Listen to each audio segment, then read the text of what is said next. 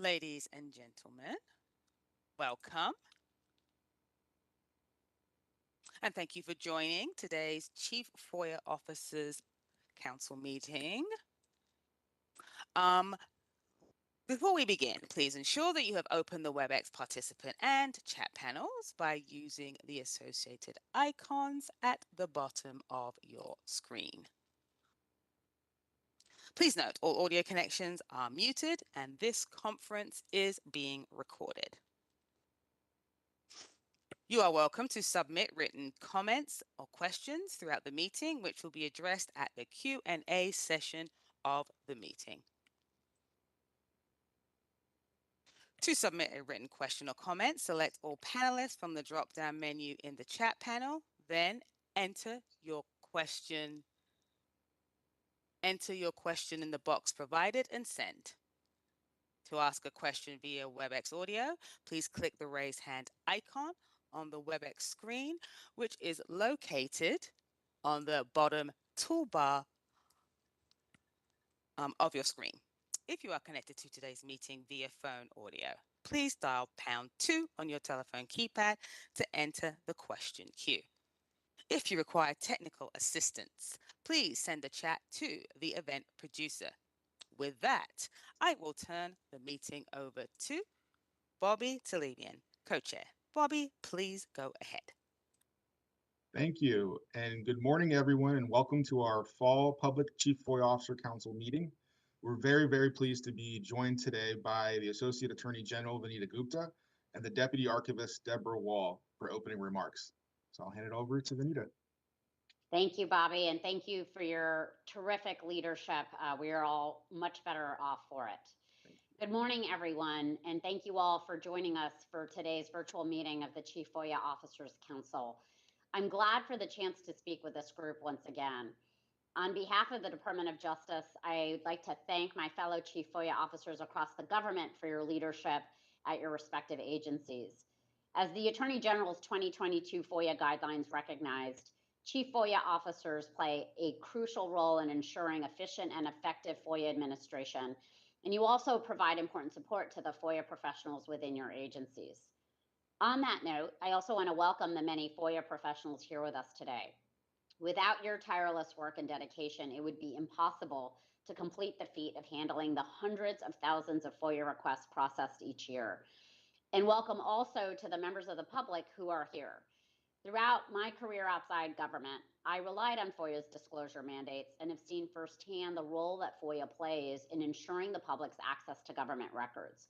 And your continued feedback is very important as we strive to improve the government's administration of FOIA and the broader transparency principles it embodies.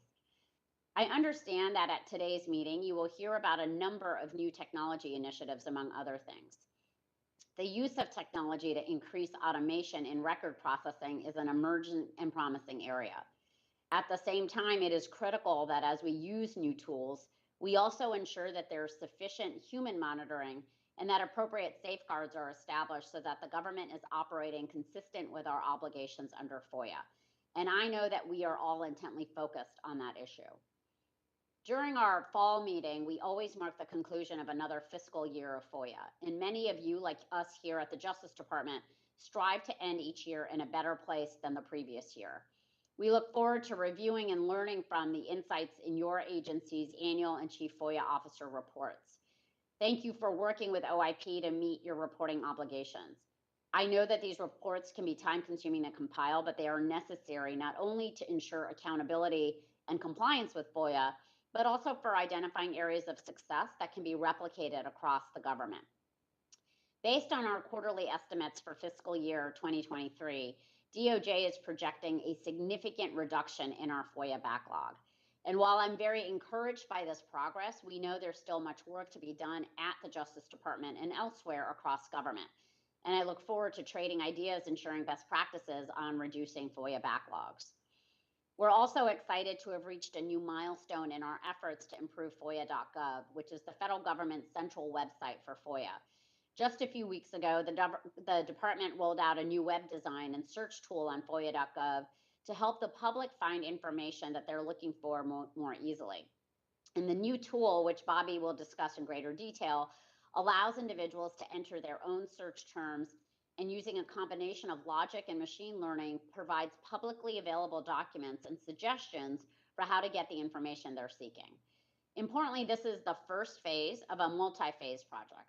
As individuals continue to interact with the search tool, we're going to be using data analytics to better understand how the tool is being used, and over time, the logic and machine learning elements of the tool will enhance the quality of results. The tool has already been used over 2,000 times, and we look forward to hearing your feedback on the user experience. So I want to thank everyone again for joining us today and for your commitment to FOIA.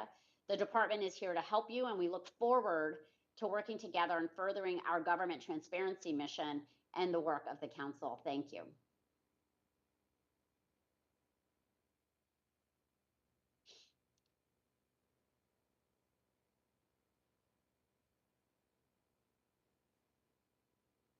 Thank you so much for those kind words, Vinita. Now we can, Deborah, we'll give it back to you. Okay, well, thank you very much. Good morning, everybody. I am Deborah Wall, the Deputy Archivist here at the National Archives.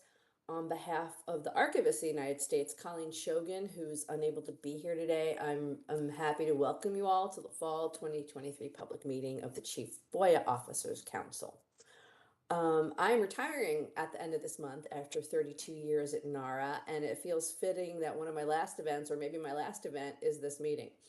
The National Archives is devoted to preserving the records and history of our nation and promoting the fundamental principles of transparency and accountability. And FOIA is an incredibly crucial part of that mission. I'd like to express my gratitude to this council for its unwavering commitment to the cause of open government and access to public information. The work that you do is just vital in ensuring that the government remains accountable to the people it serves.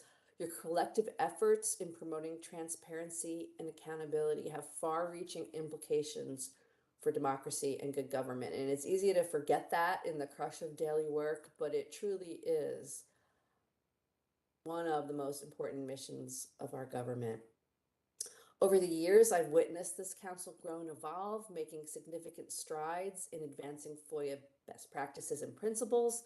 The council and its two committees have navigated, the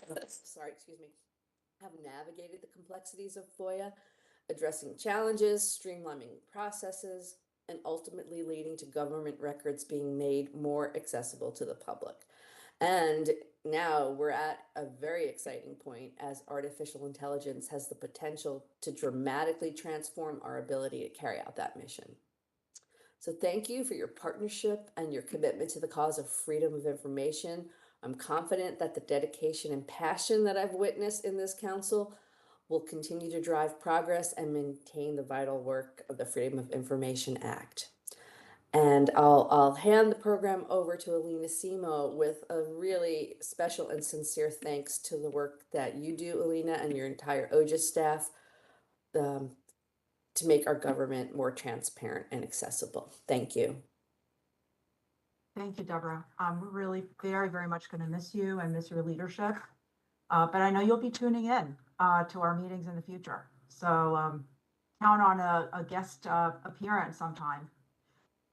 Good morning and welcome, everyone. As the director of the Office of Government Information Services, OGIS, and co-chair of the Chief FOIA Officers Council, it is my pleasure to welcome all of you to our second public meeting of the CFO Council in 2023.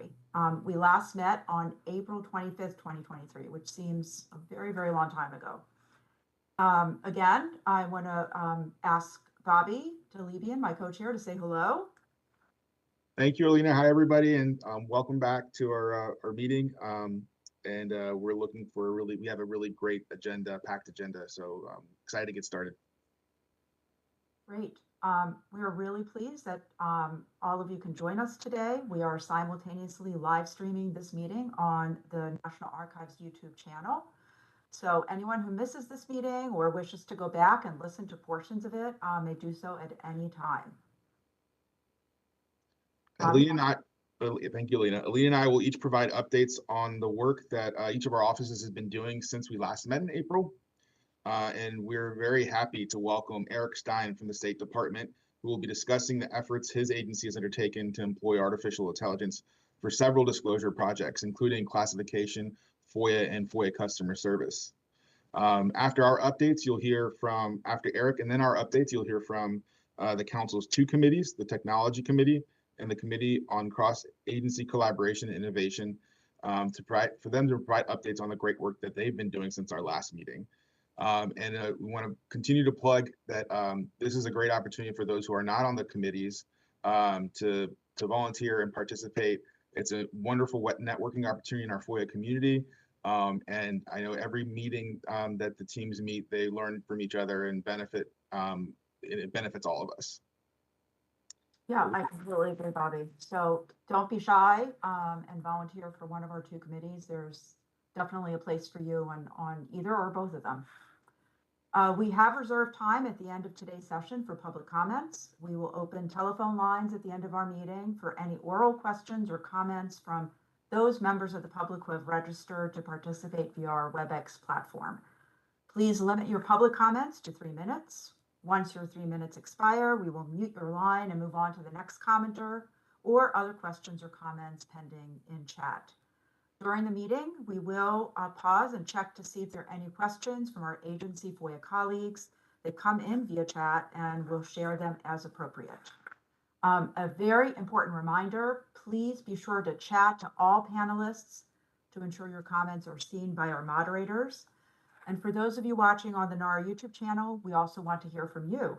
If you have questions or comments related to the agenda of today's meeting, please send them to the CFO council@nara.gov. That's capital C, capital F, capital O, dash, capital C, council@nara.gov. We will be monitoring that email box for any incoming emails during the meeting.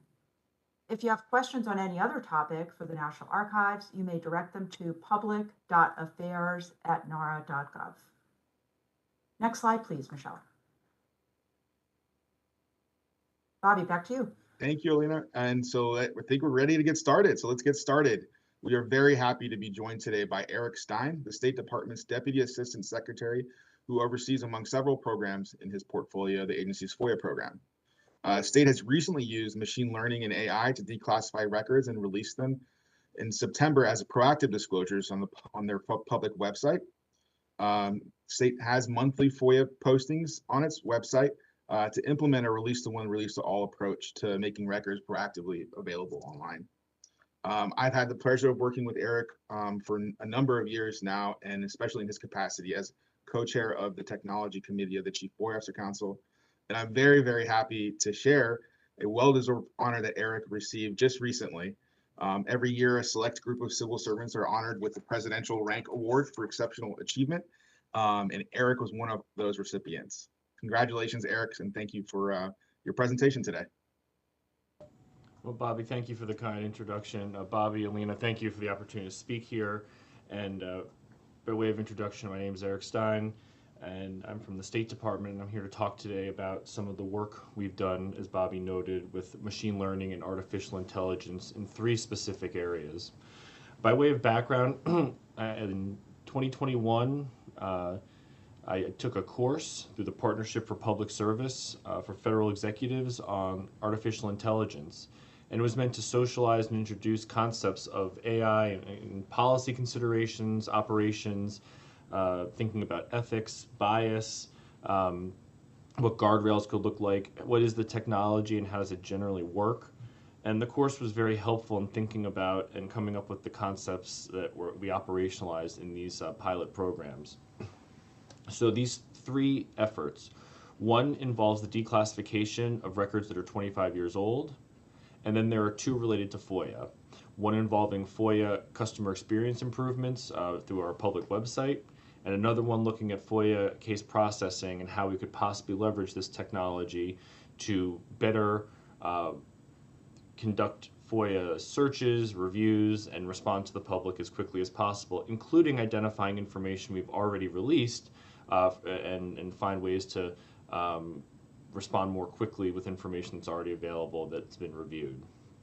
So let's start with the first pilot program. In October of 2022, we started a four-month pilot on declassification. So federal agencies every year review that deal with classified information, have the opportunity to review records that are 25 years old to determine if they can be declassified, meaning they're no longer classified and have to be subject to Executive Order 13526 requirements, or should they continue to be classified. And at state, over several years, the trend was 99% of the records at 25 years that we have were being declassified. And this seemed like a good potential use case for machine learning and artificial intelligence. And that is this. Here's the question. Could we take previous reviewed decisions made by human beings in cables that were reviewed, or cable traffic is how we communicate to our embassies and consulates overseas. Could we take baseline decisions on 80, 50, 80, 100,000 cables for the previous few years each year, and train a machine learning model to make a decision for us? So what we did was we looked at our cable traffic from 1997 at the time, that I was looking 25 years back at that time. And then we looked at decisions made for 1995, 96, and 97 records, because we already started a human review. And we took the decisions made by humans to declassify information or to release it, or sorry, to declassify it or to keep it classified. And we trained a model. And I have to say, in my office, we oversee the FOIA program, but we didn't do this alone. We partnered with our CIO, our Chief Information Officer's office. It's a bureau here called Information Resource Management. And we partnered with our Chief Data Officer and his Center for Analytics. So it was the FOIA program, it was the declass FOIA program, it was our CIO shop and our Chief Data Officer. And what we learned was that we were successful in training a model to make decisions. It's very similar to how human beings make decisions. And that is this should be declassified, this should stay classified, or I don't know. In all of these steps, there was a human component in terms of there was quality control checks done on this is what we think could be declassified, this is what should stay classified, and the I don't know all went through human review. And in the end, we found that after using a few different types of machine learning models and algorithms, that we were able to get to results that were 97% as accurate with technology as human beings were. And keep in mind, our whole baseline here was human knowledge. We took 3 years of human decisions on tens of, really hundreds of thousands of records, and then trained a machine to do the same thing. We also learned a lot about our process in declassification in doing this.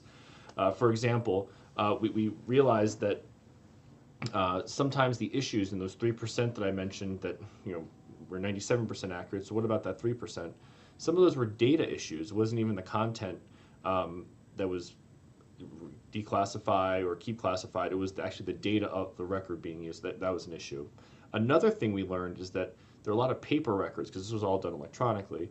We learned that there's a lot of time and energy spent doing review of paper records that are duplicative of the electronic records. So there are efficiencies to be gained process-wise in looking at some of our paper holdings here as well, because we manage both electronic and paper records.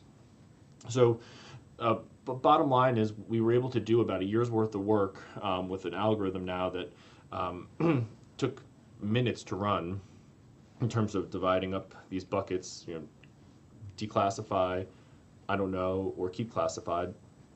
And within that year, the pilot went from October through January. It cost about $400,000 to run. And we spent the rest of the time from February to where we are now deploying this technology for our review, 25-year review this year. And as was mentioned previously, while this is a declassification program, classification for those agencies that work with classified information is part of FOIA, B1 exemption, and review of classified records.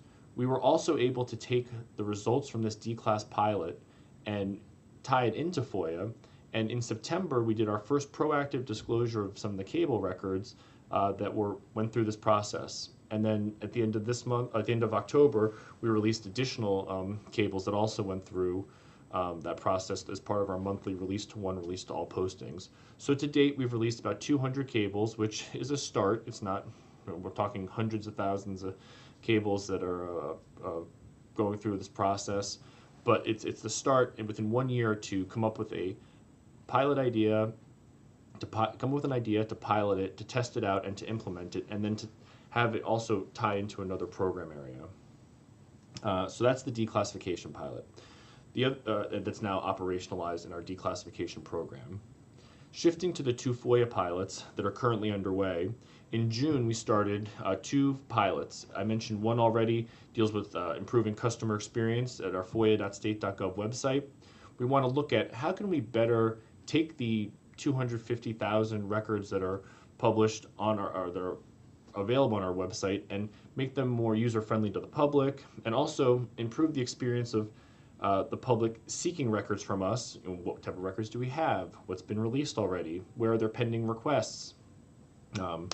And try to find ways to either get information to the public as the requests are being made, or at least try to point out that there are similar requests out there, or here's maybe how to ask for information using more of the phrases and terms we use here at the department. The other pilot looks at the experience of once a request is made, given world events or just whatever is a topic in the news or of interest to different communities, historical communities, and so forth. We get a lot of the requests that are similar, if not identical. And while we have a process now to look at these different requests and to do our best to make sure that we do what we can with the resources we have to respond to them as quickly as we can, technology could potentially lead to a request comes in, a human says, yes, this is a valid request, and then we can use technology, potentially machine learning and AI, to search through large volumes of records that are centralized to come up with these are potential results that are responsive, and also here are the results of what's already been released to the public, so we can get faster and term responses out, especially if information's already been released. So we're still working on these 2 FOIA pilots right now that go through February 2024. We've had some pretty interesting results that we're very excited to share at the end of the pilot. So come February 2024, just in time for Sunshine Week, March 2024, we'd like to share those results with federal agencies, the public, and also get input and ideas on how maybe else we could use this technology in other ways. So I guess just some quick lessons learned across all 3 of the pilots in the program areas so far. We heard earlier, you have to consider the safeguards, the roles of humans and technology working together. None of this was just technology coming up with results, but rather a lot of reviewing process, thinking about what information is needed to achieve better results, and how do we get that information. Thinking about bias, thinking about privacy considerations, thinking about just like training a human being, you have to keep an algorithm, a machine learning model up to date as well.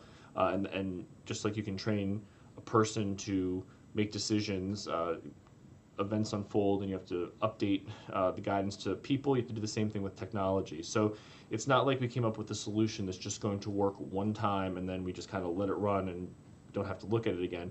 It's iterative. You have to constantly, when I say constantly, at least a few times a year, if not more, look at what are we using to train the model, what data is being used. And for us here, we had data sets that were standardized and pristine to use. And what I mean is they were all, the cable traffics were all formatted the same way. And when we look at the FOIA data and the requests that come in, making sure that the data is received in such a way that it's usable, and then finding ways for different systems to be interoperable. So other key findings, learn about AI. I know there's a lot of interest in the topic. We'll talk about it a little bit later with the technology committee.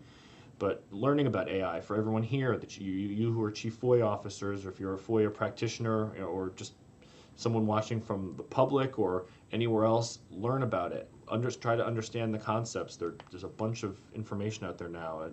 Whether you take a formal course or just become familiar with it. There's books, there's articles, there's a lot about AI. So becoming familiar with what AI is and is not is important. Also, for those of you looking to operationalize this in your own work, identify issues in your process, and think about the process and the issue you're looking to resolve, and then the data you have too. Is your data or information structured in a way so they could be used? And if not, all those things together, process, the challenges you're working through, and your data are key factors in how to proceed and if you're going to be able to proceed with these types of solutions. And then here at the State Department, we have a publicly available policy on data and AI. It's in our Foreign Affairs Manual, which is publicly available. That's managed by our Chief Data Officer. And again, the credit for these results in declassification and the 2 FOIA pilots underway are shared among the FOIA program, of course, but the partnership with our CIO shop and our Chief Data Officer as well. And we're finding that, I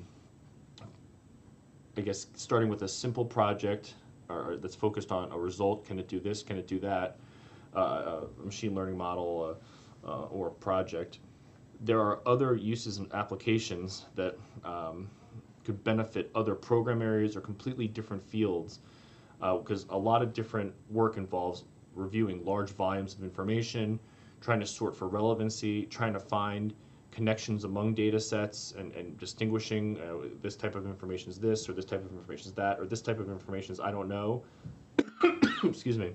And if it's I don't know, then trying to figure out what do we need to do to train a model, an algorithm, to understand better what we're trying to get it to do, the same way we would if we encountered a problem or an issue in working as human beings. What information do we need to make better decisions with the information we have? So those were the 3 different pilot areas, and I would say that's been very exciting. And I think there are some great fears and concerns about how AI is going to result in changes to workforce, and it's going to take jobs. And I think from what I'm seeing is there's so much information and data that we have to work through that without embracing technology, we're already struggling, and it's only going to be that much harder.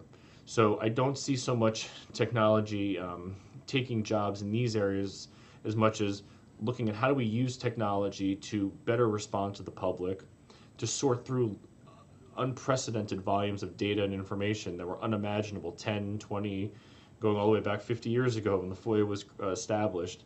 And how do we make sure our employees are trained to understand technology in general, to understand how this technology can assist with the work we do, and then leverage the innovation and analytical skills of our workforces to leverage this technology to achieve those results and to meet ongoing demands that not just keep growing in terms of demands for information, but also more information that we have to sort through to try to really find what people are looking for ultimately. So I see a lot of more potential. I think the department will have more to share come 2024 when we finish these 2 FOIA pilots.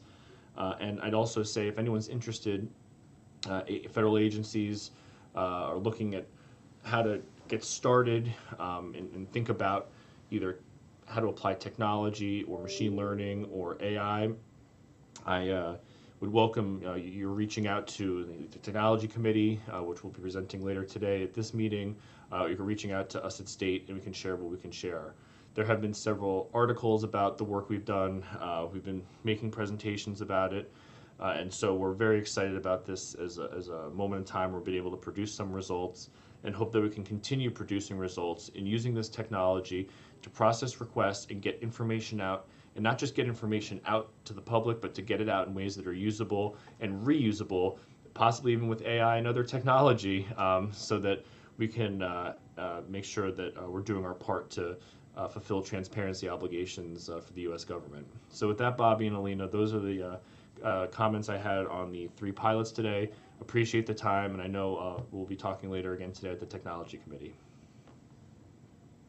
Great, Eric, thank you so much. I really appreciate it. Bobby, over to you for the next part of our agenda, yes? Yes, thank you, Alina. And yes, echo thanks to Eric. It's really, truly inspiring work that we're all excited to benefit from. So next slide. Actually, we can go 2 slides over. One other slide. So today I was just going to provide some updates on some of the work that we've done at OIP and some reminders, and then excited to go over our FOIA search tool that the associate mentioned this morning. So first and foremost, every fall when we get together, of course, congratulations to everyone on concluding the fiscal year.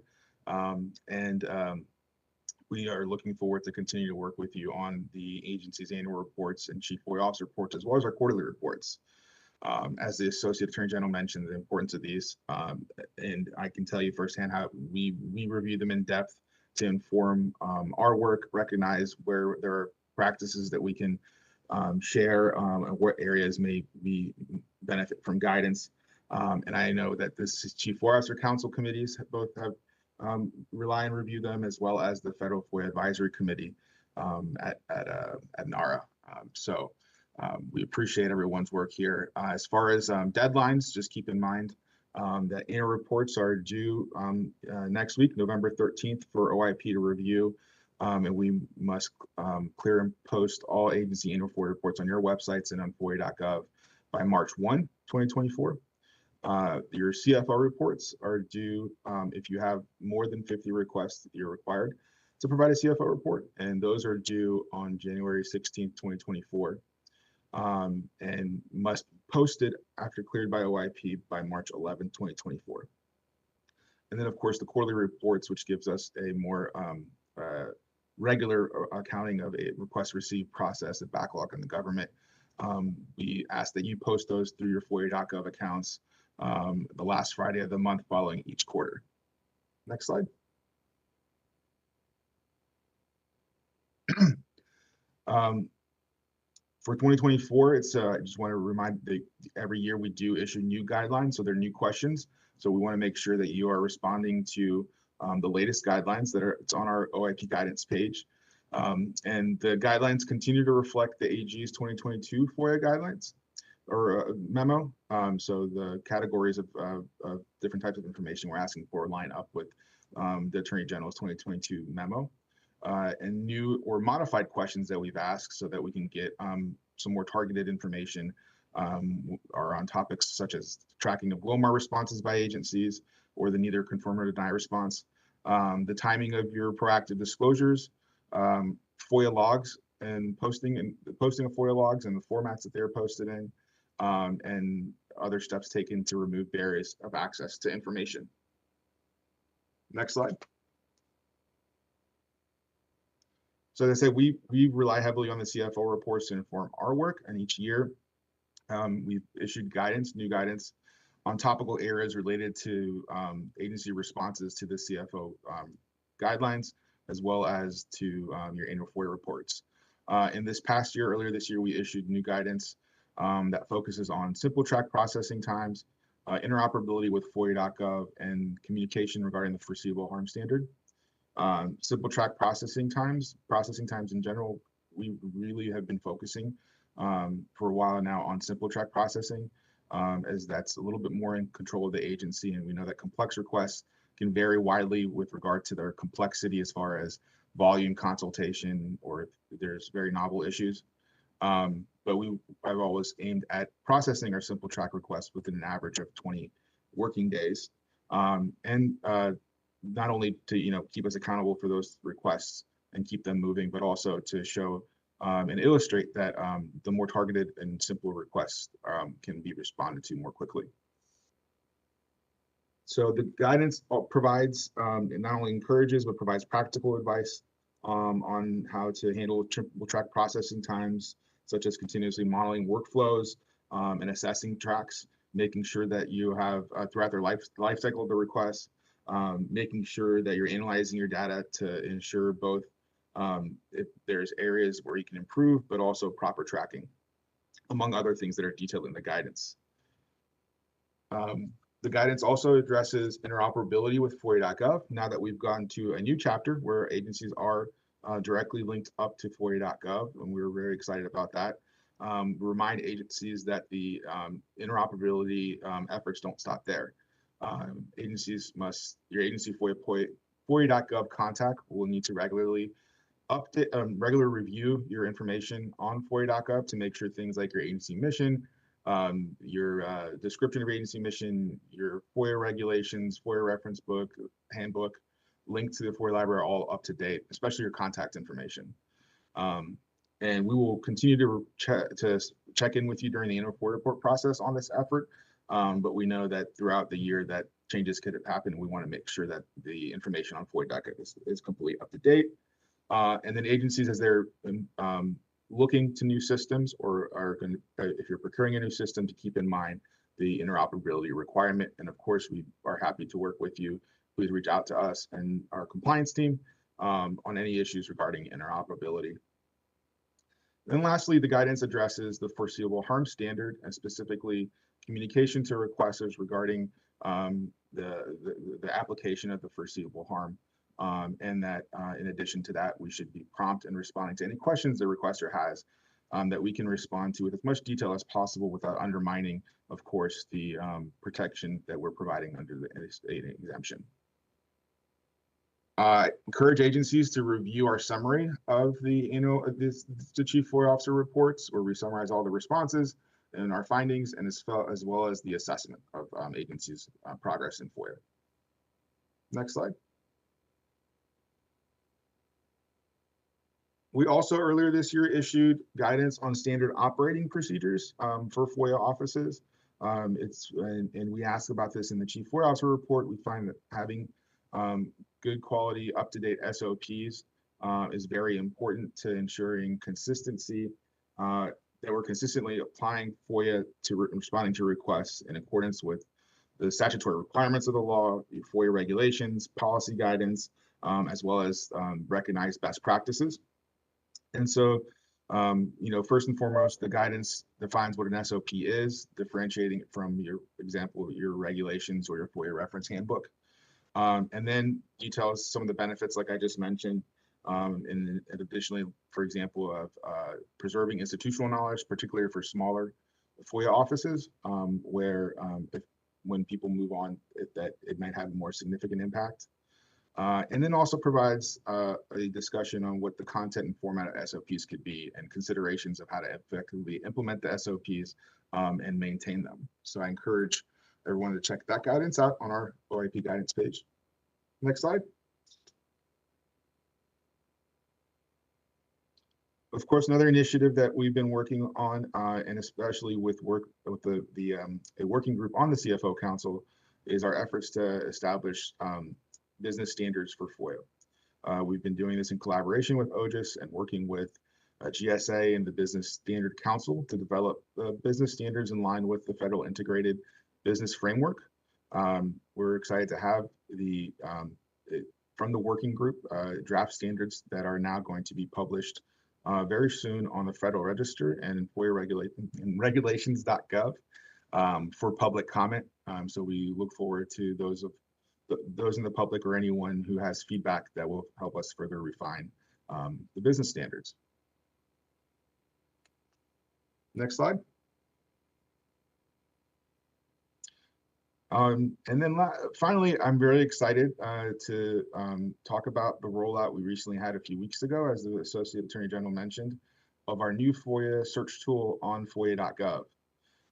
So we recently rolled out the first iteration of this, and it's important to note that this is the very first iteration. It's a multi-phase project, and the tool is meant to help the public more easily find information that's available online on the requests, on the types of records they seek. So hopefully that could obviate the need for a FOIA request, but if not, also helping them identify the best agency or way to get the information they're looking for. So we embarked on this initiative or journey to create this tool after a robust discovery phase, where we worked with both agencies and the public to define what exactly the issue that we want to solve is and develop the best opportunity to solve that issue. And so we then launched into a development phase and relied heavily on user feedback from both public and agencies on developing this first iteration of the tool. The exciting part of it is that this is like I said, the first iteration. So it means that the tool will only be improved going forward.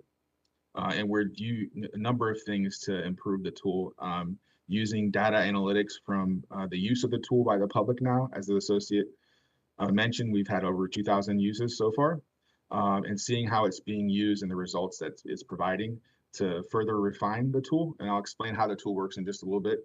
And then also the tool relies on a lot of data that we put together. And so we're using those analytics to also develop our data acquisition strategy. I'll get into a little bit more as I talk about the tool. Next slide.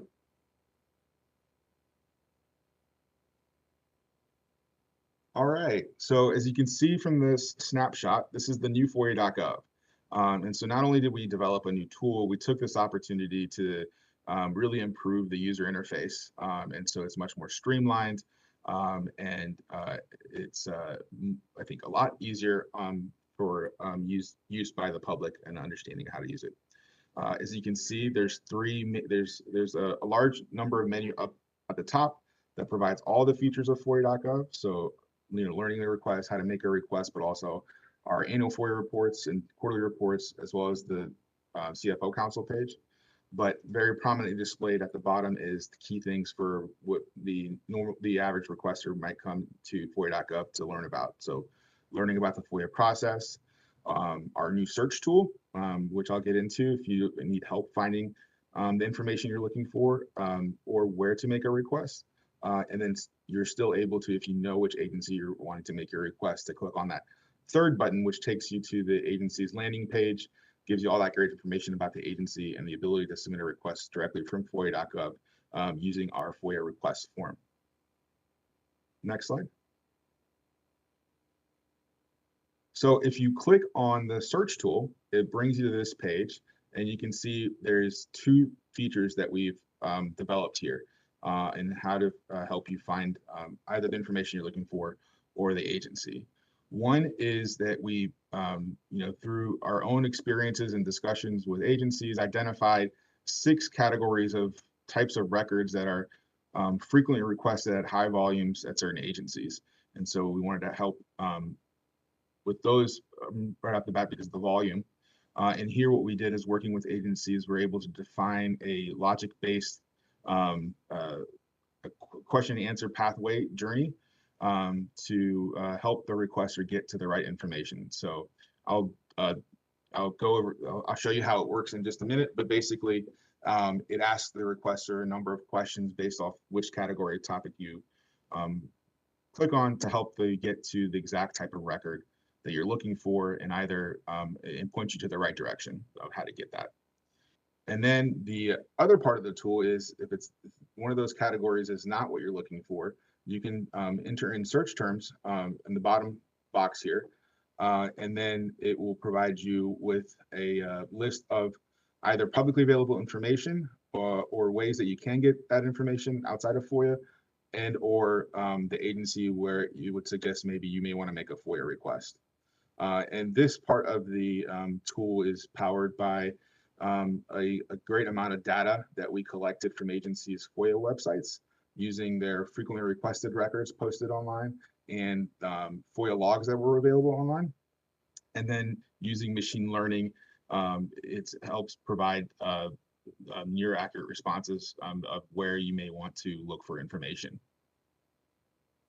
Next slide. So if we do one of the journeys, here we're asking, we've gone to FOIA.gov and we're asking for immigration and travel records. And once you click that, it'll ask you if you're asking for yourself or someone else to give you an idea of what you might need to be able to make the request, but then brings you to this page where it details a number of different immigration and travel types of records that you may be looking for. And so here in this example, we'll click on visa records. Next slide. So when we do that, it brings us to this next page where it identifies that State Department is the proper place to make a FOIA request for visa records. But if that's not what you're looking for, it also asks how else we can help, whether you would like to do another search, go back to a full list of the agencies, or just go back to FOIA.gov's homepage.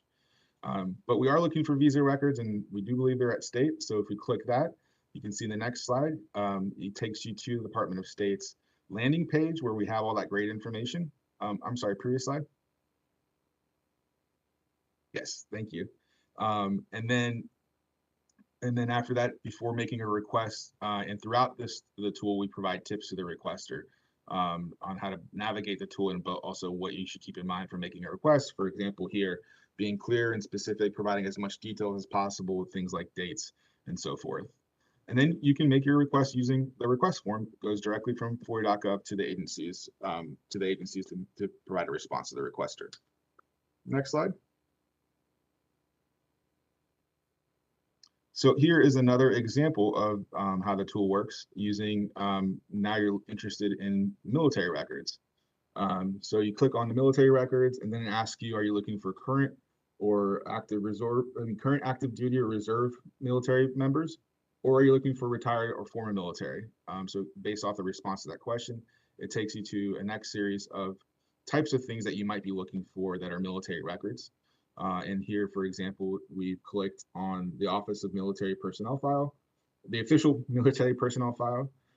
And once you click on that, it takes you to all the different types or places that you would go. So not necessarily just straight to the FOIA request page or making a FOIA request at a certain agency, but all the different ways that you should make request that information outside of FOIA to get access. So I think it's just really an incredibly great upgrade to not just identify specifically an agency that you might want to consider to look to see how if they provided the records online, or if there's a different way to make a request, but to directly point to what's publicly available, what other websites with other avenues of accessing the record outside of FOIA you may want to consider, and then of course suggesting an agency if FOIA is the route.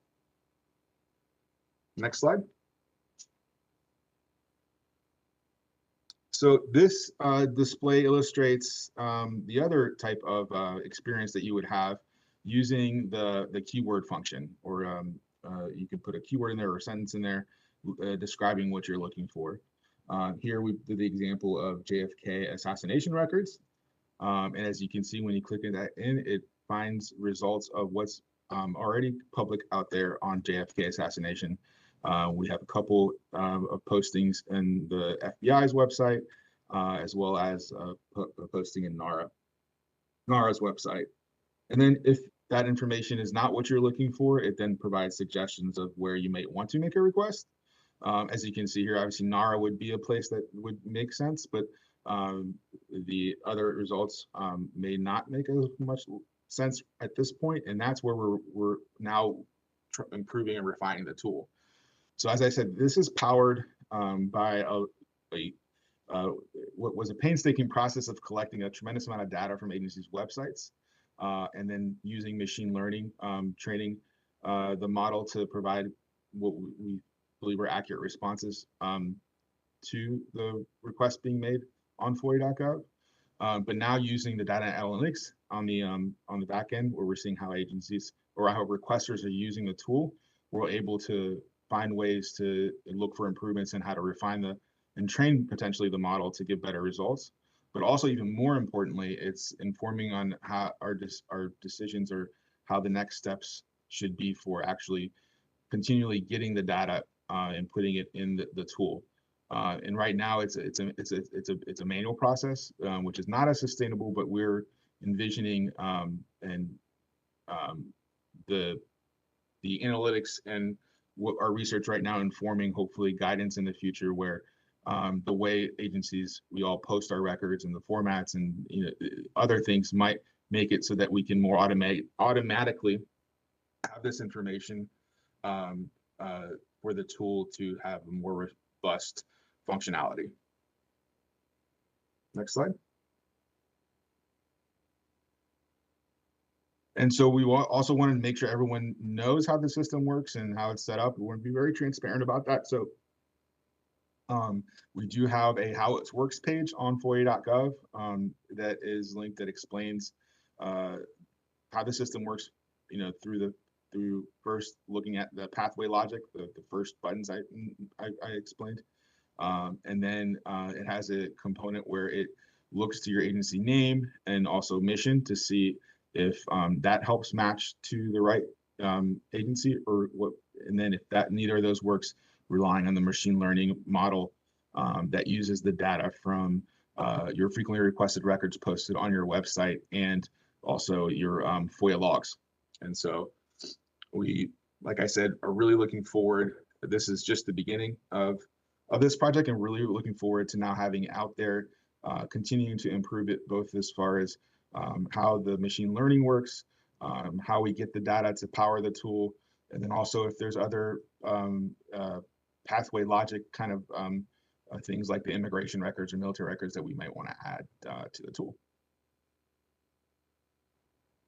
And that is all I had. Other than that, I just want to encourage y'all, as the Associate Attorney General mentioned, we're here to help. So we have a tremendous amount of resources on our website, and you can always reach us at 202-514-FOIA for a FOIA counselor service or anything else we can do as far as training or anything else that OIP can do to help. Over to you, Elena. Thanks, Bobby. We're actually running a little ahead of schedule. Good job. All right, next slide, please, Michelle. And next slide. Okay, I have a few updates from OGIS. We're the FOIA Ombudsman's Office, for those of you who don't know that. First, I just wanted to talk about our statistics for this past fiscal year. We actually experienced a pretty significant 28% increase in the mediation cases that we logged in. We logged in 4,350 in the previous fiscal year. We're up to 5,536 this past year. We also experienced a marked increase of 21% in the number of cases that we closed. So while we're getting a huge uptick in cases that are coming in, we're still doing the best that we can to close out cases. So in fiscal year 2022, we closed out 4,509. And this year you can see we closed out 5,470. The efficiencies that we've gained in using our Salesforce case management system that we implemented last year to track, manage, and process our cases has definitely helped us to keep up with an increase in our cases and maintain our level of productivity, but it's definitely a challenge with our very small mediation team. We rolled out 2 new FOIA Ombuds Observers that I encourage everyone to check out on our website. One covers the decommissioning of FOIA Online, and another that updates and replaces a 2018 FOIA Ombuds Observer using FOIA to access immigration records. We hope that that will be very helpful to both agencies and requesters. This past year, we presented at 13 different venues, both agency sponsored and civil society sponsored. And we held training sessions of our popular dispute resolution for FOIA professionals for 5 different agencies. We were also very busy on social media, and please be sure to sign up for our blog, The FOIA Ombudsman, and follow us on X. Next slide, please. I also wanted to share a few updates from our National Archives colleagues in the Office of the Chief Records Officer, the CROW. In June of this year, the CROW's office released version 3 of the Universal Electronic Records Management, ERM, requirements as part of our Federal Electronic Records Modernization Initiative. So that's a mouthful, but the acronym is FERMI.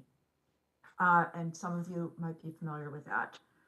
Through this initiative, NARA has been working to improve the way agencies acquire ERM services and solutions. The CROW's office is currently working with GSA to incorporate version 3 of the Universal ERM requirements into GSA's multiple award schedule. I want to invite everyone to visit the landing page that we're displaying on the slide to get additional information as to all the updates included in version 3. Next slide, please. On September 29th, 2023, NARA published NARA Bulletin 2024-04 that addresses managing records on collaboration platforms. Based on feedback NARA received, the following were the 3 most important questions that agencies were asking. First, do agencies need to record all video conferences? Second, what are my responsibilities if I provide a collaboration platform for other agencies? And third, what are my responsibilities if I use someone else's collaboration platform? The bulletin addresses all of those questions and many others, so I invite everyone to go take a look at it. And yes, agency employees do create federal records when they conduct agency business using collaborative platforms. Next slide, please. In May of 2023, NARA published updated regulations governing digitization standards for permanent records. These regulations cover standards and procedures agencies must apply when digitizing permanent paper records using reflective digitization techniques, and that includes paper-based documents, maps, posters, manuscripts, graphic arts prints, and photographic prints. Next slide, please. And as we know, federal agencies are moving toward an electronic government. Joint OMB-NARA Memorandum M23-07, which updates M1921, calls on all federal agencies to manage all permanent records in electronic format by June of 2024. That's June 30th, 2024. To transfer all permanent records to NARA in an electronic format and with appropriate metadata by that date, and to manage all temporary records in an electronic format or store them in commercial record storage facilities by June 30th, 2024. A digitization program will be part of many agencies' efforts to transition towards a fully electronic government. This slide is a screenshot of a webpage that is a great resource for agencies. It provides quick access to digitization records, so I invite you to check that out. Next slide, please. It's hard to believe, but we are a mere 7 months away from the end of the 5th term of the FOIA Advisory Committee. The 3 subcommittees, implementation, modernization, and resources, have all been hard at work. In fact, the committee has already passed one recommendation, recommendation number 2023-01. The committee recommends that OIP issue guidance stating that whenever an agency withholds information pursuant to Exemption 5, the agency should identify the corresponding privilege or privilege is invoked.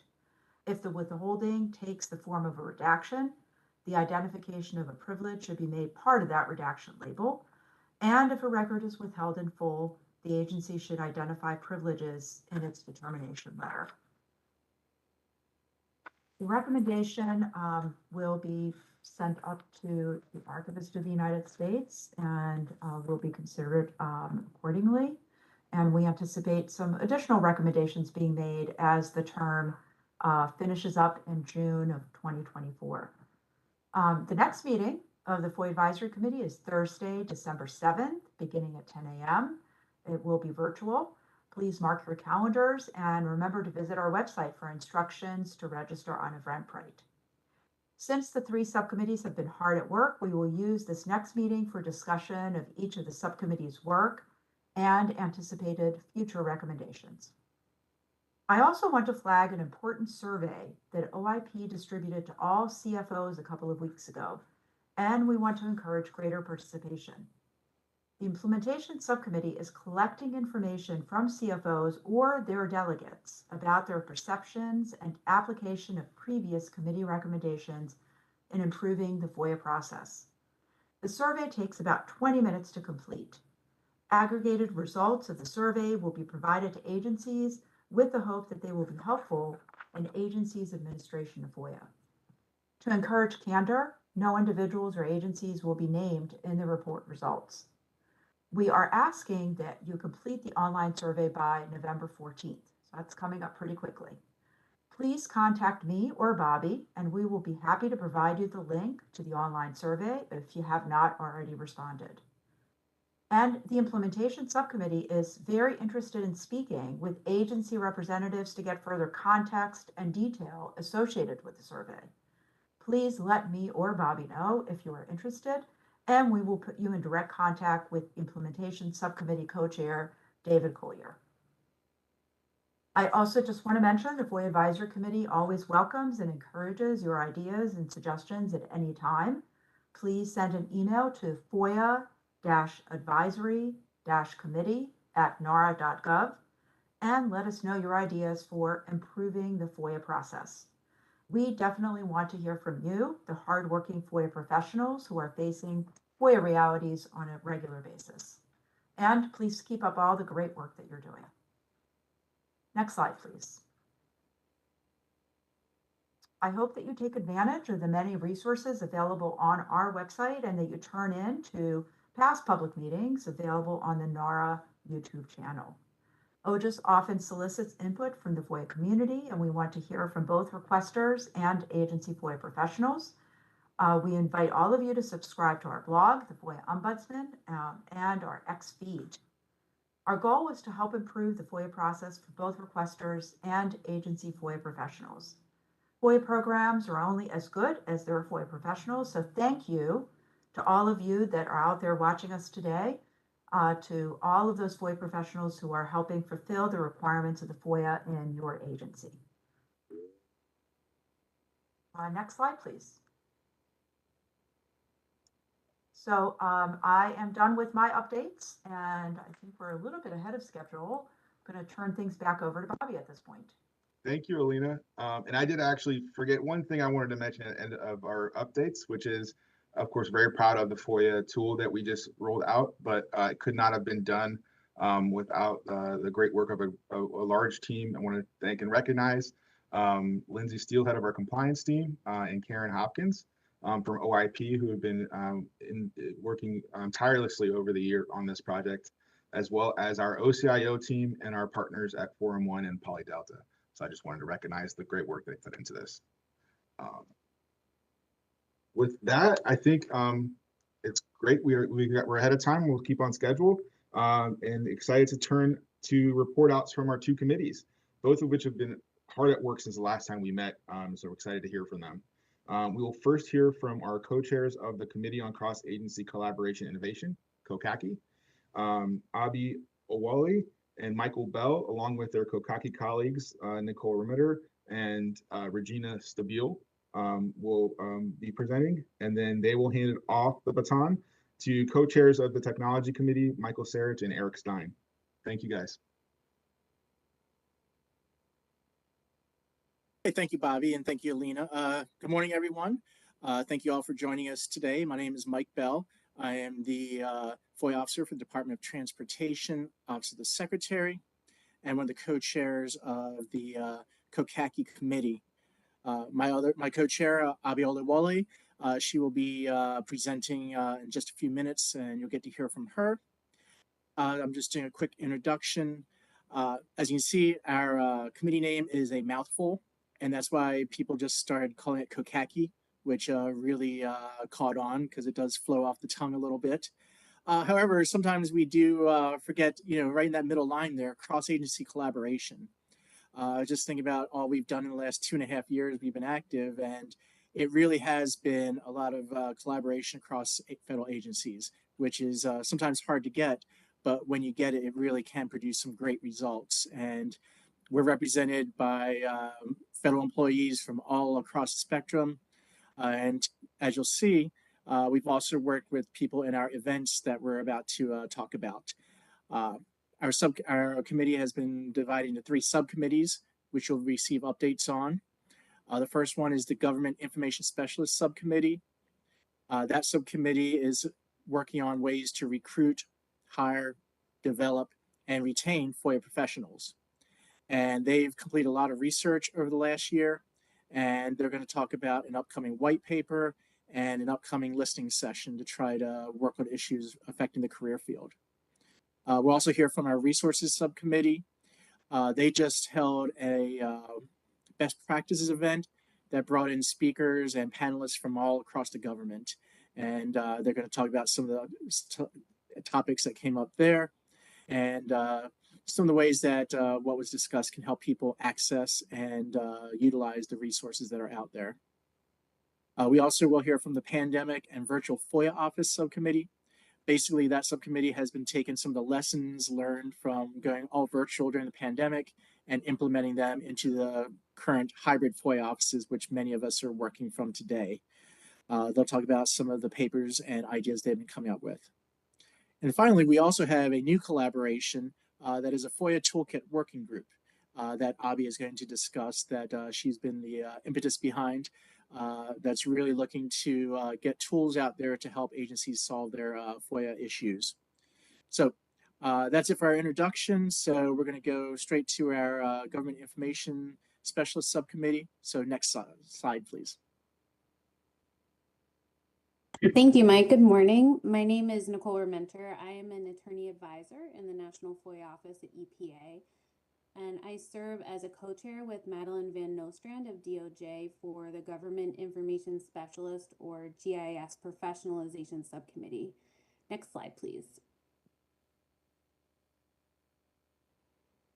As you may know, our subcommittee supports the 2020 FOIA Advisory Committee's Recommendation 16 by advocating for the advancement of the GIS 0306 job series specifically, and supporting the development of FOIA professionals generally government-wide. Next slide, please.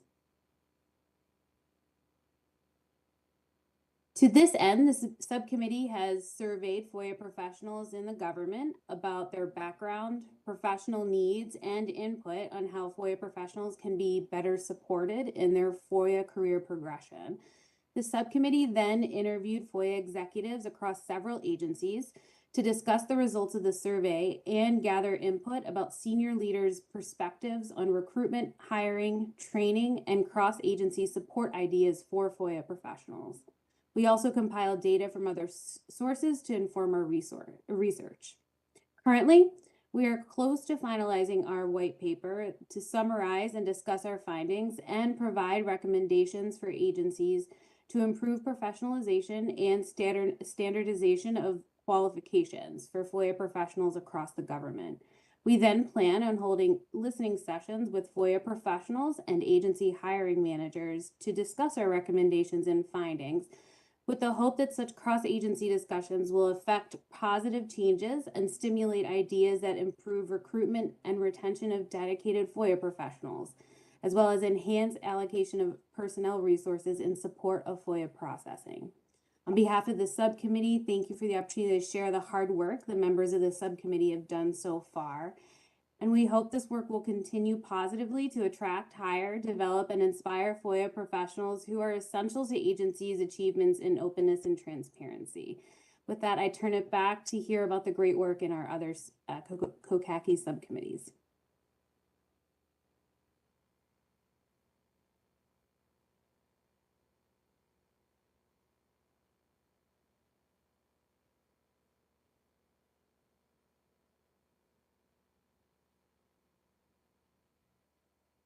Mike and Avi?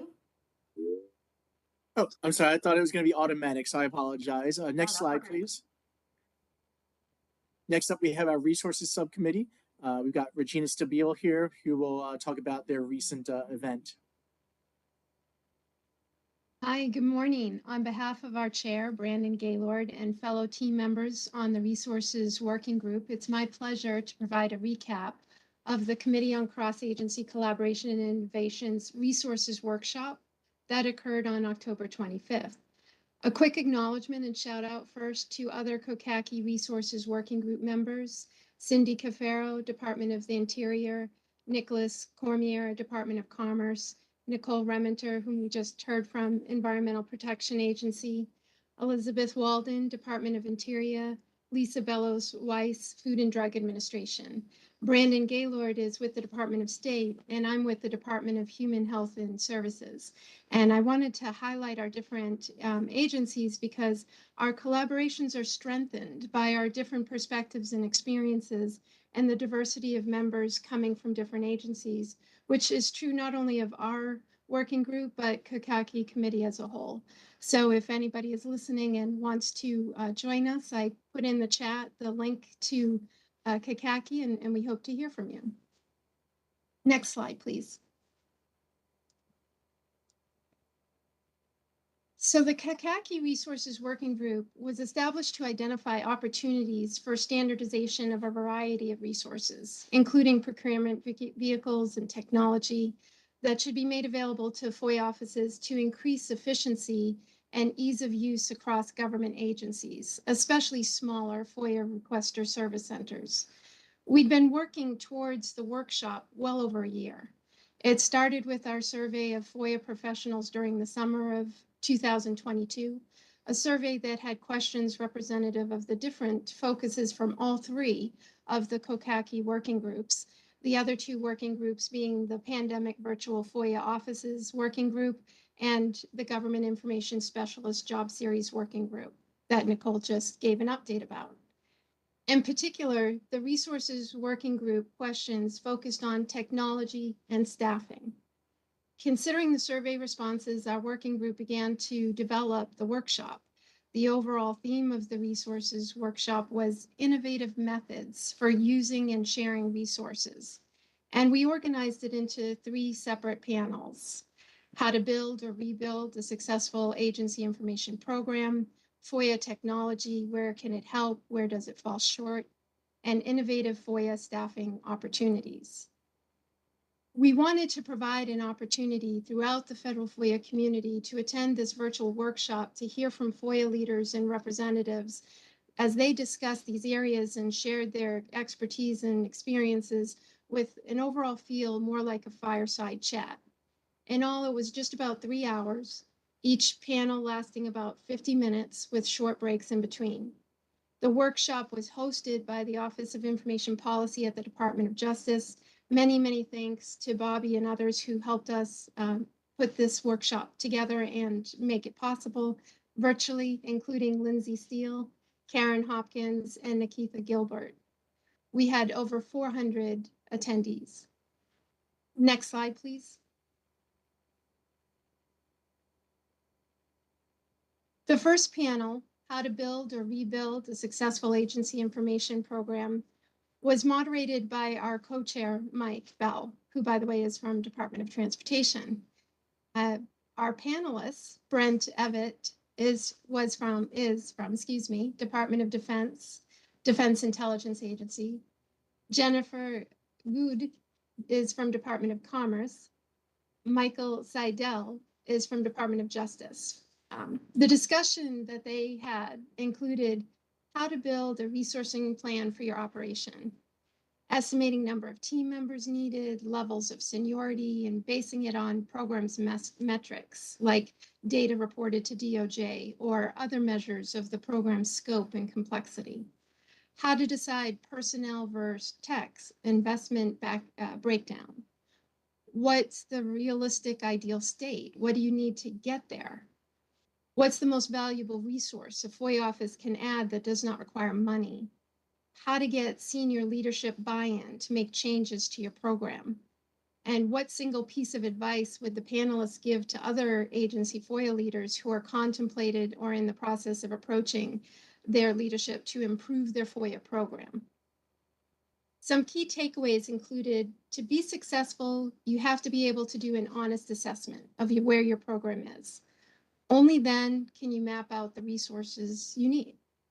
So come up with a good plan. Focus on why you need those resources and what the impact would be. Next slide, please. The second panel, FOIA technology, where can it help? Where does it fall short? Was moderated by me.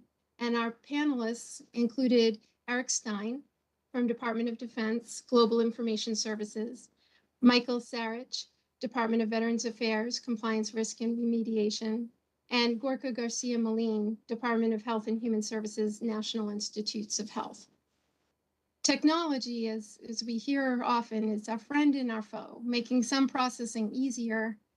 Gone are the days of those tedious preparations of redactions using correction tape and fluid, or at least I hope that's the case across the board. But it also makes it more challenging. just one example is that technology makes it able to quickly retrieve massive volumes of records based on search criteria that can then be extremely time consuming to sort through and review. Eric, Mike, and Gorka have contributed significantly to discussions and decisions regarding technology used for FOIA, in particular through the Chief FOIA Officers Council's Technology Committee. And we already heard from Eric about some of those updates, and Eric and Mike as co-chairs of that committee and Gorka's co-chairing of the two working groups meant that they had a lot of expertise and advice to share. So it was a really great opportunity to have them as our panelists. The discussion included the biggest benefit the panelists have observed from using technology in FOIA processing, how FOIA software has impacted the number of employees needed, what factors should be considered when making a software determination, and what features or feature in particular should we look for when shopping for a new FOIA software system. Some key takeaways included that there really isn't a one-fits-all solution with technology. It depends on the needs and specifics of the individual FOIA office. Volume of requests and types of requests need to be considered, as well as the budget. What makes one office's process easier might actually make another's harder. The other key takeaway was people are your most important asset, critical to a program's success. Technology can help, but it can't replace people. Review and assessment of some content to determine whether it's exempt under the FOIA cannot be done all alone by technology. So you need to recruit, retain, and recognize your team members. Next slide, please. Our final panel, Innovative FOIA Staffing Opportunities, was moderated by our other COCACI co-chair, Abby. And Abby is from Consumer Product Safety Commission. The panelists included Adrienne Blake, Department of Justice, Office of Information Policy, Johan Englund, Department of Veterans Affairs, Brandon Gaylord, our chair of our Resources Working Group, Department of State, and Katrina Pavlikinen, Department of Homeland Security. During their conversation, Abby highlighted a 2021 poll for which low pay and too few growth opportunities were the top 2 reasons people quit their jobs. The discussion included organizational structure, how FOIA offices are staffed, including all personnel, regular staff, contractors, interns, and detailees, and the different roles they play in their staffing plans. Recruiting, hiring tools used to recruit FOIA talent, in addition to Monster Connect and USA Jobs, to recruit the FOIA talent and any special hiring authorities. Retention, the ladder scale in the different FOIA offices and how to retain that FOIA talent. Pathways and internship experiences. Adrienne and Johan shared their experiences and perspectives, what interested them in taking a FOIA internship, why they stayed, what opportunities were received as a result of their internship, and what they received that they wouldn't have received otherwise. Some key takeaways included engage employees through cross-training and leadership development, allow for highly flexible work schedules for retention, and remove the tedious parts of the FOIA job whenever possible. Use technology like bots to perform routine administrative tasks. The workshop was a very rewarding experience, and the Resources Working Group would like to take this opportunity to thank the very many contributors that helped organize it. And so with that in mind, we want to emphasize and recognize the support and help from our COCACI co-chairs, Abby and Mike, as well as from the CFOC co-chairs, Alima and Bobby, and colleagues in OGIS and OIP and others who helped bring things together and ensured the virtual workshop went smoothly. We'd also like to thank the participation of our panelists for their time and energy and sharing their expertise and experiences. And last but not least, we want to thank everyone who attended. We really appreciated the participation, questions, and the feedback. In closing, we welcome thoughts and suggestions of where the Resources Working Group could focus on in future planning, so please don't hesitate to reach out. I'll add a comment in the chat to provide the link to the Resources Working Group. Thank you. And back to you, Mike. Great, thank you, Regina. And let's see if we can do this transition a little better than the last one. Our next subcommittee will be the Pandemic and Virtual FOIA Office Subcommittee, but that's going to be presented by my Kokaki co-chair, Abi Olawole, who is filling in for the subcommittee chair, and she will also cover the FOIA Toolkit Working Group. So, Abi? Thanks, Mike, and good morning to everyone in the FOIA community.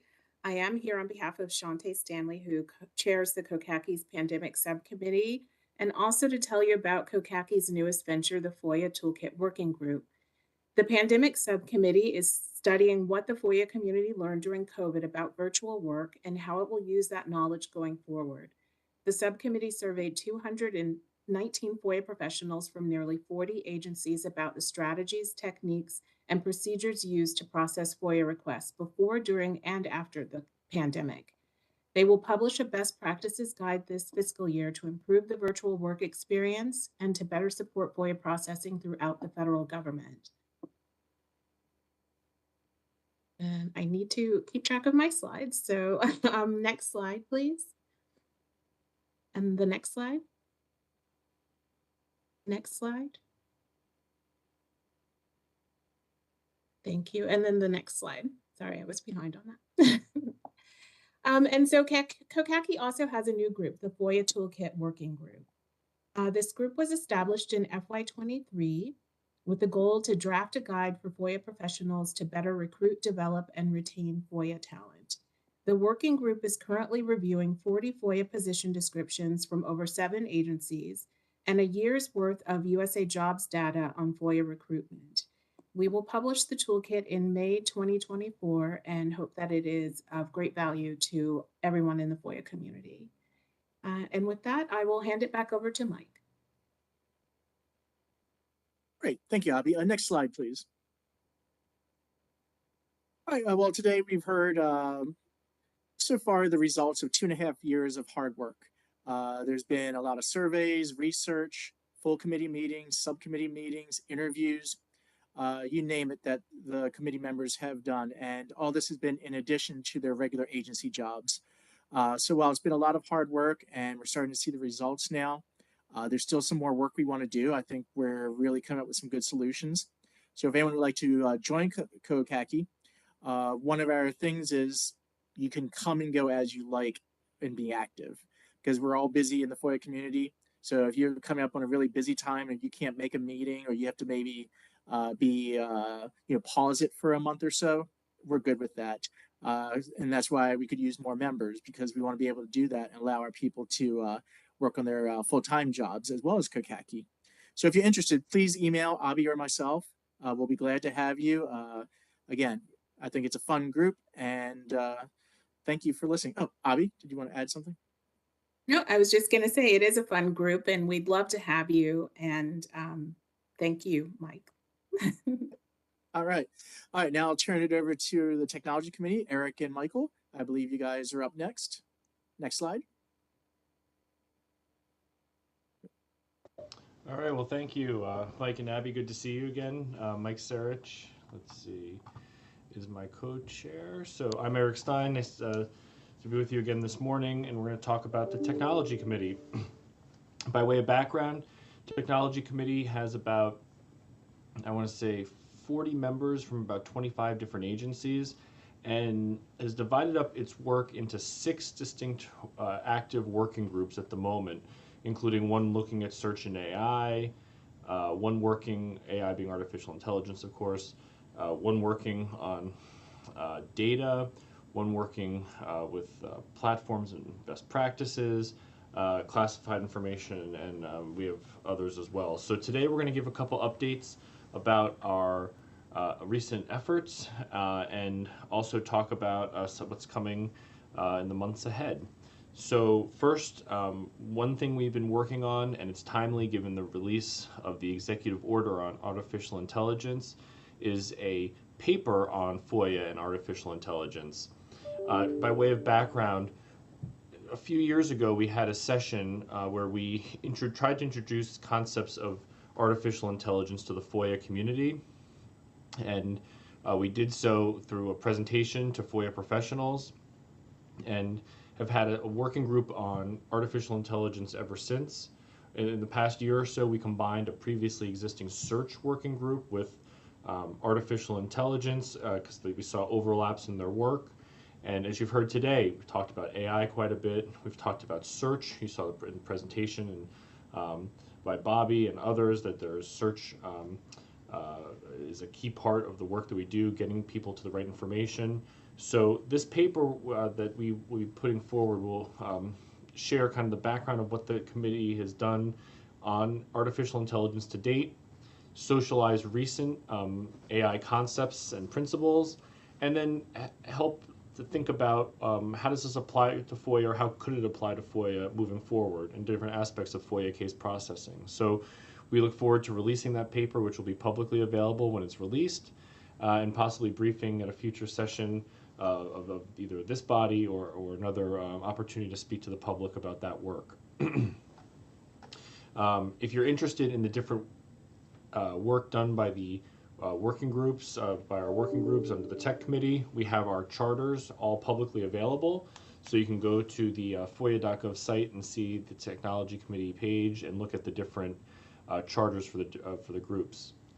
With that, I'm going to turn it over to Mike Sarich, who co-chairs the tech committee, to give an update, exciting update about something where we're working and planning for 2024. So Mike, good to see you again, back and over to you. Well, thank you very much, Eric. It's a real pleasure to be here. So thanks to everyone for taking time out of their day to learn a little bit more about what's going on in the tech committee and also the FOIA world kind of writ large. So we're really excited to share that planning is underway for the next FOIA Tech Showcase. Our first one was held over a couple of days in February of 2022. That Next Gen FOIA Showcase was kind of the first of its kind, an opportunity to bring tech folks outside the traditional convention center, trade show location, and provide folks with an opportunity to come together to learn and share advancements in tech and in the FOIA space. So to recap that a little bit and set the stage for our next event, I'd like to give you some of the highlights of Next Gen 1.0 and set the stage for Next Gen 2.0 if I can. So here's what we accomplished last time out. 18 vendors shared issues, insights, and explored potential solutions in a number of areas. Those included e-discovery, electronic record search tools, case processing tools, including the collection of records to review for redaction and posting accessible 508 compliant releases. That's a huge issue for so many agencies, ensuring that we're meeting all of the mandates and transparency, including and especially 508. Redaction tools. So those are tools that allow for the automatic redaction of similar forms and record types, including paper, digital, videos, data, et cetera, the multiplicity of records that we make in the FOIA, in the federal family. We talked a lot about AI, which is, as Eric mentioned, has been a long-standing over the 5 years of this committee, a topic that we've continued to talk about and discuss in the FOIA context.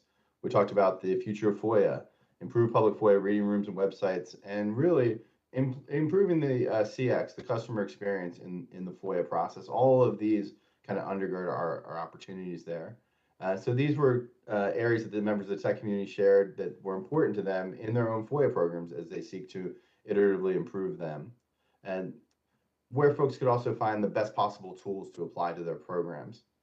One of the things that was really important and impactful with Next Gen 1.0 was after the meeting, we had a workshop for agencies as a follow-along to the Next Gen FOIA Tech Showcase, where we had agency representatives discuss their experiences using the different types of FOIA technologies, maybe some of them that were presented there or close cousins to the technologies that were presented there, discuss really their impact.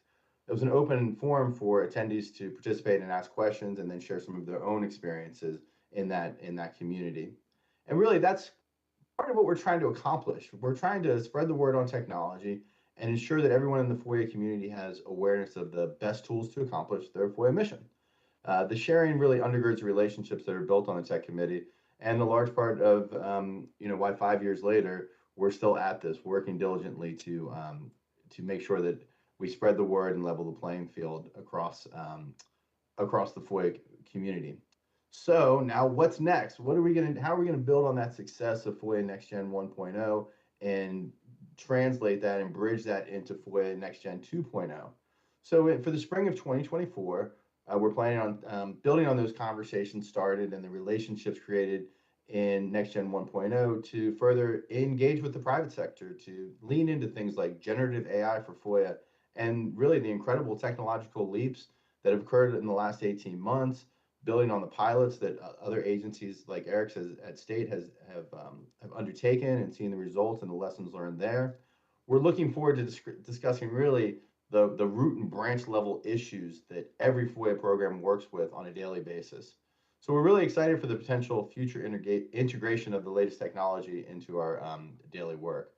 Of course, we anticipate that we'll see guidance for agencies' use, acquisition, and staffing of AI-related activities in the coming year. So that'll certainly play a part in Next Gen 2.0. And of course, all of these efforts are grounded in the President's executive order on AI. You know, we're talking about AI. We're mindful that we're executive branch operators and that we're part of that. We want to ensure that AI systems are safe, secure, and trustworthy for our agency's most sensitive information. So please stay tuned for updates and invitations to Next Gen 2.0 in the spring of 2024. And really grateful to the incredible members of the Tech Committee who are working hard to lay the foundations, to build on the foundations of Next Gen 1.0 and make sure that Next Gen 2.0 is an even bigger success. So before we wrap, anything else to add, Eric? Yeah, yes, Mike, just a few points on Next Gen and a couple comments to wrap up. On Next Gen, a lot of AI talk, and maybe that's a little intimidating or you're not quite sure about where to begin. I encourage any of you interested, especially from federal agencies and FOIA programs, reach out to us. Let's start a conversation about AI and FOIA.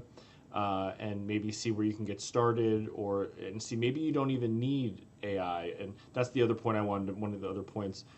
We've talked a lot about artificial intelligence, machine learning. There's a lot of different technological options available out that could help with FOIA programs. So just to split off from AI for a moment, there could be other ways to use technology to assist different parts of the FOIA process, from intake to case processing to posting records online, coordinating among federal agencies, but on records matters or on cases. And I think it's a time for innovation. So it's exciting because, again, a lot of the buzz is around AI, but we're seeing now all types of new thoughts, innovation approaches, new employees in the FOIA field. And so Next Gen Showcase does a lot of different things, including it's meant to spark and be a catalyst for creativity and innovation in FOIA and records management type work. So we also want to build bridges with the private sector and the public in this as well. So we're going to be transparent like we were in the Next Gen Showcase the first time around. You can still go to our site and see the videos made by companies, all the documents we put together. And then, as Mike pointed out, we had this after session with government employees. We want to make sure we have feedback and the public can see what we're working on as well. So, and part of this is even if you have ideas for what we should be looking at or considering as members of the public, or whether you're paying attention here today for the first time ever, or you've been to these meetings in the past, send feedback. I believe OIP and OGIS provided some information on how to reach out to the different committees, whether it be us or COCACI. A lot of work we do is focused in the 6 areas of our working groups, but technology cuts across all of FOIA.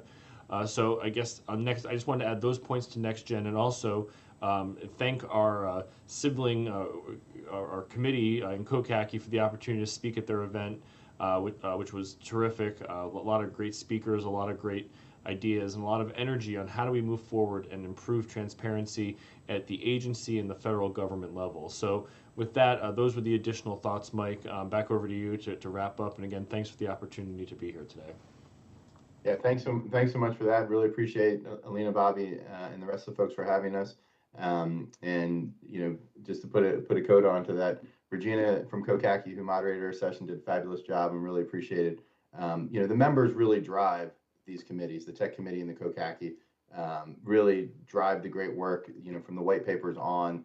And again, reiterate the call to, if you have an interest in either of these fields, are great opportunities to come together with fellow FOIA professionals, because many of the challenges that we face, for example, me at VA or you at state or anyone, you know, at transportation, wherever you may be, there's similar challenges, and it's a great fora to help each other and you know, feel like you're not alone, right? So it's a great opportunity there. So really grateful to Alina and Bobby for even you know, starting these committees as the CFO, as Chief FOIA Officers Council grew from the 2016 Act. So thanks so much, Alina and Bobby, and back over to you guys. Great, thank you so much, Eric and Mike, really appreciate it. Do I have Bobby? Oh, Yes. he's here. Alina, Okay, great. thank you. Before we go on to the next phase, Bobby, I just wanted to pause for a second and just make sure that we don't have any questions from our federal government colleagues. I don't see any in the chat. And I'm going to ask my colleague Dan Levinson if he has seen anything from anyone on the government side. Not on the government side. Okay. That I'll read into the record. All right. The public period. We have a lot of great content today. I know it's a day before a holiday. Veterans Day is tomorrow, celebrated, and folks maybe were not able to join us today, but Bobby and I are happy that this is going to live on the NARA YouTube channel, and we do hope folks will be tuning in when they have a chance. So thanks, Bobby. Back over to you. All right, thank you, Alina, and thank you to Avi, Mike, Michael, and Eric, and all the members of your committees. It's a lot of great work, but I also will double down on both committees have a lot of fun in doing this, and so I enjoy everyone. I encourage everyone to join the party and reach out to us. And of course, if you have any questions, please reach out to any of us as well. So with that, I believe we've now reached the public comment section of our meeting. We promised to leave time for that, and so we have plenty. We have time now. We look forward to hearing from any members of the public who have ideas or comments they would like to share about the topics that we discussed today. I also want to remind everyone that you may also submit written comments to the council using the comment submission form on OGIS's website. Before submitting public comments, please be sure to read the posting policy for public comments. Oral comments presented to the Chief Forester Council are available in the meeting transcript that will be posted on FOIA.gov and in the videos of the council meetings posted on NARA's YouTube channel. With that, over to you, Alina. Great, thanks, Bobby. So first, we're going to open up our telephone lines to get started. So I'm going to ask our event producer, Michelle, if you could please provide instructions for our listeners for how to ask a question or make a comment via telephone. Also, before Michelle goes on to give us instructions, just want to remind everyone, limit your comments to 3 minutes. Once your 3 minutes expire, our event producer will mute your line and move on to the next commenter. So Michelle, over to you.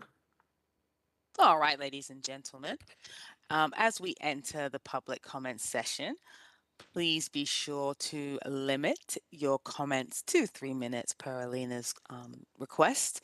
Once your 3 minutes expires, we will mute your line and move on to the next commenter. Okay, Michelle, do we have anyone waiting on a phone line? I do not see anybody yet. And as a reminder, if you are dialed in on our phone only line, please press #2 to enter the question queue. If you are joined via WebEx audio, pressing the raise hand icon will put you into the question queue. All right, while we're waiting for anyone to think about whether they have a question to call in on, Dan, did we receive any comments during the meeting that you'd like to read out loud? Yes, we received a couple of questions during the meeting about the circulating the slides. So I'd like to let everyone know that the slides will be posted on the Chief FOIA Officers Council webpage as soon as they have been reviewed for Americans with Disability Act compliance or compliance with the ADA. And we also had in the chat, one attendee was asking about the enforcement mechanism to audit or provide visibility into whether or not agencies were properly posting commonly requested files to their reading rooms, and how how the government ensures that gets done in a timely manner? Yeah, I can respond to that question. And so, as I mentioned earlier, we have a number of reporting requirements that we give to agencies, and one section of the Chief FOIA Officer report specifically focuses on proactive disclosures. And in this year's guidelines, we specifically ask what process and how the agencies are identifying frequently requested records that are subject to subsection A2 of the FOIA, but also then asking how much time it takes for them once they identified it to post it online. And so we use the CFO report for that level of visibility and accountability of that requirement.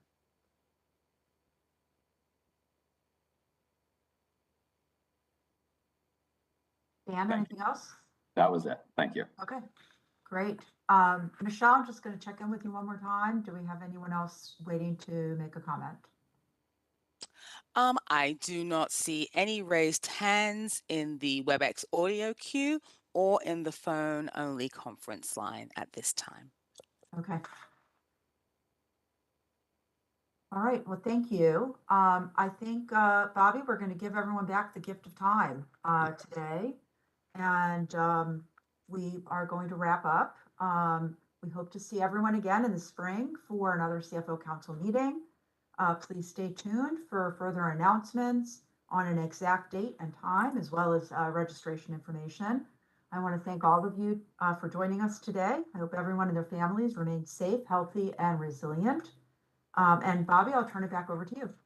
Thank you. And thanks again for everyone for joining us. I think it was a great meeting. And I hope everyone has a great holiday weekend and upcoming holiday. Great, thank everyone. You all. Thank you again. Take care. That concludes our conference. Thank you for using event services. You may now disconnect.